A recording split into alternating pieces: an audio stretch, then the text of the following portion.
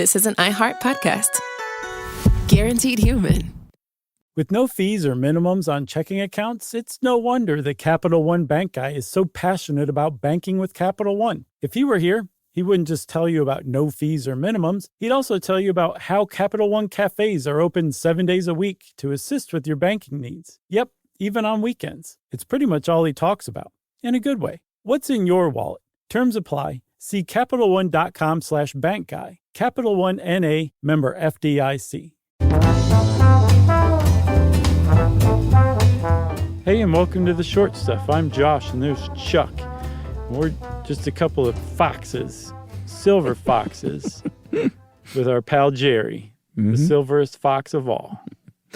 My hair's got a little gray to it now. Yeah, your beard's super gray. Now, it's been gray for a while, but now now that the gray is creeping into the old upstairs. Mm-hmm. I've been plucking mine. No.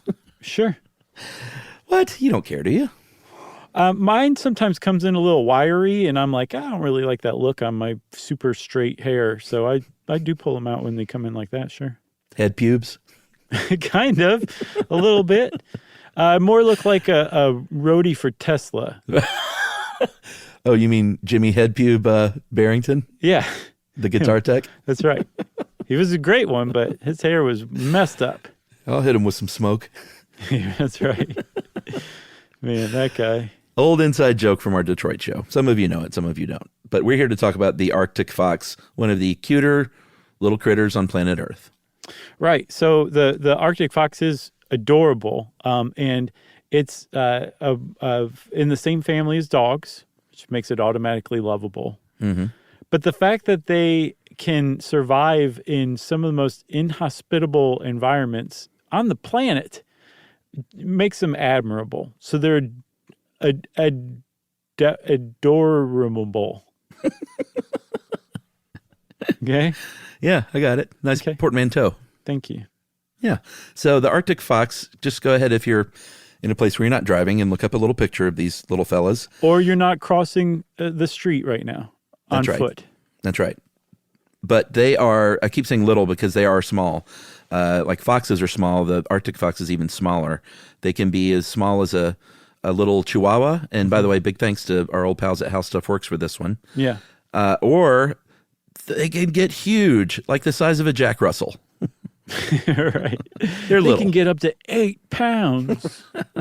That's right. So when I said, though, that they can survive in some really inhospitable environments, like the areas where they live, the circumpolar areas, Alaska, Canada, Greenland, Iceland, Northern Europe, Russia, basically in the Arctic, they have to put up with temperatures that drop at like negative 50 degrees Celsius. Yeah. That's which cold. Is negative 58 degrees Fahrenheit, which reminded me, Chuck, of, I can't remember what episode it was, but remember Simo Haya, the White Death? Yeah. And we talked about how he was basically sniping Russian soldiers when it was like negative 40 degrees Fahrenheit, and 50 people wrote in and said negative 40 is the same in Fahrenheit and Celsius. Mm-hmm. I will never forget that. And I just wanted to say it again, that I still remember after all these years. So thanks, I love that. everybody. I remember that. The White Death. So what's astounding about the Arctic fox is that it can survive in those kind of temperatures, and it can do so for a lot of reasons. There are a lot of really pretty spectacular evolutionary adaptations that allow this to happen. And one of those is just that little size, the fact that they're small, they're compact, they have little legs, little short muzzles, and they have little small ears. Mm-hmm. So they don't have a lot of surface area to begin with exposed to that cold, right? Right. So that's one big thing. They also have the warmest coat of any Arctic animal. It has multiple layers. And probably any animal, wouldn't you think? I would guess so, yeah, now that you mention it.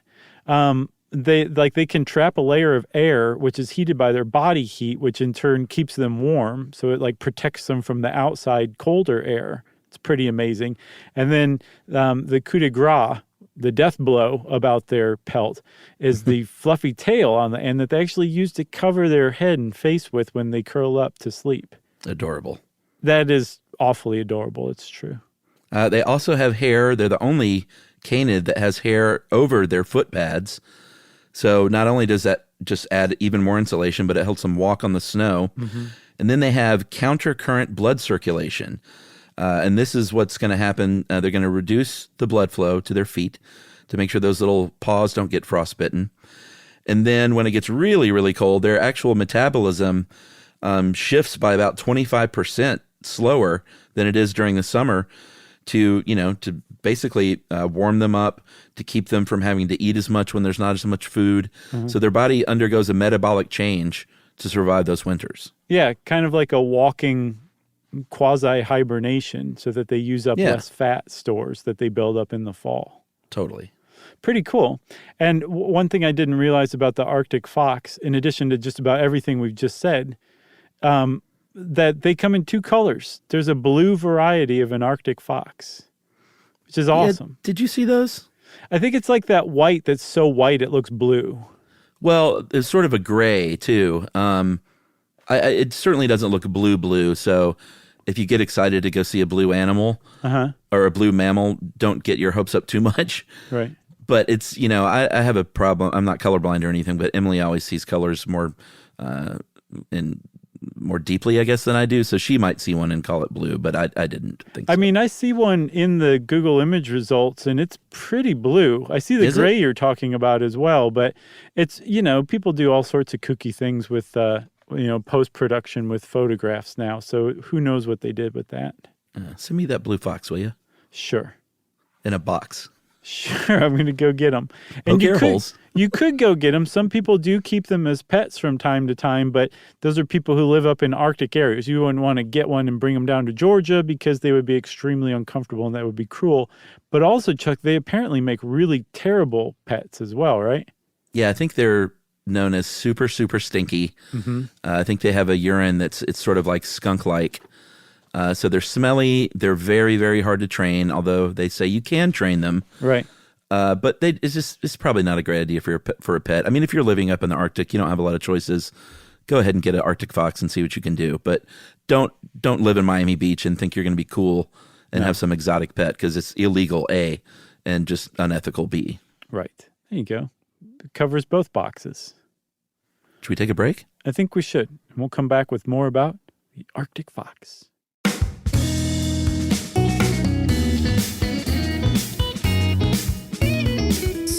You should know.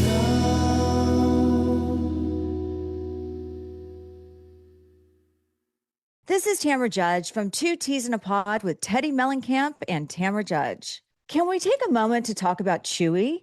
I get everything for rugby from Chewy. His food, the treats, I'm constantly reordering, the toys he destroys in minutes, even his supplements.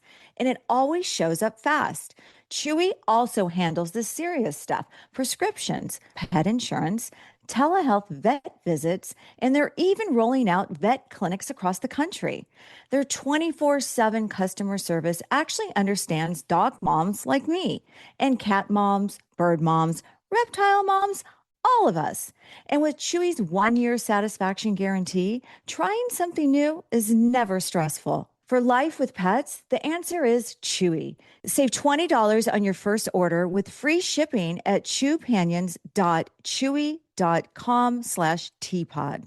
Joy is essential, and it's also elusive. You can't order it, you can't borrow it, or simply hope it into life. But now, there's a new and exciting way to start your journey toward a more joyful existence. Joy 101. It's a new podcast hosted by me, Hoda Kotb. Together, guys, we'll have meaningful conversations with the world's most fascinating people. Entertainment legends, sports icons, wellness experts, and everyday people will share how they find, allow, and experience joy. And I'll offer some of my own tips and takes on seeking a more balanced and harmonious life. If you're craving inspiration, support, and useful tools to maximize your joy, tune into these candid, uplifting, and moving on-air chats. Joy after a breakup, joy as an empty nester, joy after a loss, joy as a caretaker. This new podcast will speak to you. Listen to Joy 101 on the iHeartRadio app, Apple Podcasts, or wherever you get your podcasts.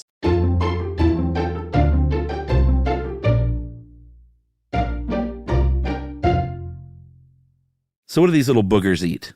So apparently, since they're canids, they should be carnivores, even hyper carnivores I've seen, but they're technically omnivores because food supplies can get so scarce that Arctic foxes have been known to eat basically whatever will sustain them, including seaweed and berries, but typically they prefer meat. Sure. They will load up, increasing their weight by up to 50% as that hard winter sets in, store up that body fat. And if you see a polar bear in the Arctic hunting, you will probably find at least one or more Arctic foxes trailing not too far behind, because they will follow those polar bears around and get whatever little scraps that polar bear can't get to. That's right. One of the great things about Arctic foxes is they can hunt year-round because of their little ears. Their ears are super wide. They're short, but they're wide. And they can actually hear stuff like some of their prey moving under the snow. And so if you've ever seen a video of an Arctic fox pounce, it's adorable. But they will go It's up so great. and then straight down to like kind of break through the snow and land on top of their prey and catch their prey. And I will one-up you. The Arctic fox pouncing is adorable. Yeah. Momo does that to lizards, and Oh, really? it makes an Arctic fox look like garbage. It's so cute, man. You see the videos in the snow. This Arctic fox will literally leap up in the air, and then half of it will disappear beneath the snow. And all you will see sticking up is a butt and rear legs and that big old fluffy tail. Yep. And then there might be a mouse, 2 feet down into that snow that they smelled from many, many feet away. So I highly recommend. I doubt if Josh is going to post pictures or videos of Momo doing this on YouTube, but you can find plenty of Arctic foxes doing it. I'll try to get a video of it, Okay. actually. Do it in slow-mo if you can. Yeah. It's not adorable for the mice, but it is to everybody else. Yeah, but it's part of the food chain. It is. It's true. So if you are a male Arctic fox, they call you a dog. Sure. Sometimes with an AW instead of an O, depending on how good of friends you are with the person calling you that. If you're a female, what are you called, Chuck? You're a vixen, That's awesome. which I love. And just like other foxes, I think other foxes are kits, little babies, if I'm not mistaken. Yeah. And, they mate about once a year. They have about 20, they're born dark usually at first, about 20 little dark kits. And they are adorable. They give birth in the blazing summer months of April, sort of spring to summer, April through June. And usually wean about 45 days. And sometimes their siblings will help raise them, which is also pretty cute. Yeah. And then by the time they hit 9 to 10 months of age, actually within 6 months, they're off on their own. And then in 9 to 10 months, they're sexually mature. And they have a really compressed initial, adolescence and initial maturation period because they don't live that long, actually. I think if you have a Arctic fox as a pet, they've been known to live 10 to 12 years, kind of similar to a dog, although small dogs often live longer than that by several years. But I guess the longest anyone's ever documented an Arctic fox living is 16 years. Yeah, and in the grand scheme of things, I think in the wild, you're probably looking at more like 8 years. Yeah. I mean, it's a lot harder life in the wild, I would guess, than hanging out in some dude's lean-to in northern Canada, Since we're talking about the Arctic, every time I think about the Arctic now, I think about the show The Terror. Have you seen that show? The Terror? I don't think so. It was an AMC show. It's available on Hulu. There were 2 seasons. It's an anthology series, so each season is its own entirely different story. The second season I recommend like the first half of. The first season from start to finish, the first second to the last second, it is worth every bit of your interest. Oh, wait a minute. I know this is the one you recommended to the Grabster on email, right? Yes. It's so good, man. Just check it out. It's one of the best made television shows I've ever seen. I can't imagine how much it costs to make it, and you can tell. And all of the actors are like, every one of them is like the best actor working today. But you've seen them, you recognize them here or there, but you don't really know their names, like that kind of stuff. It's just a really great, great show. Well, The Atlantic says The Terror is more than a chilling monster show. Yeah, well, the reason they call it the Terror is one of the ships, the Terror of the fated lost polar expedition. That's what it's about. Is that, and it just kind of it's all speculative fiction, basically. And since we're on TV Corner here for the last minute, we just finished the first season of Leftovers last night. Oh yeah, season 1 wrapped up, and so we're speeding right into season 2. Mm-hmm. Loving the show. It started to drag a little bit, but then the last 2 episodes of season 1 got really interesting.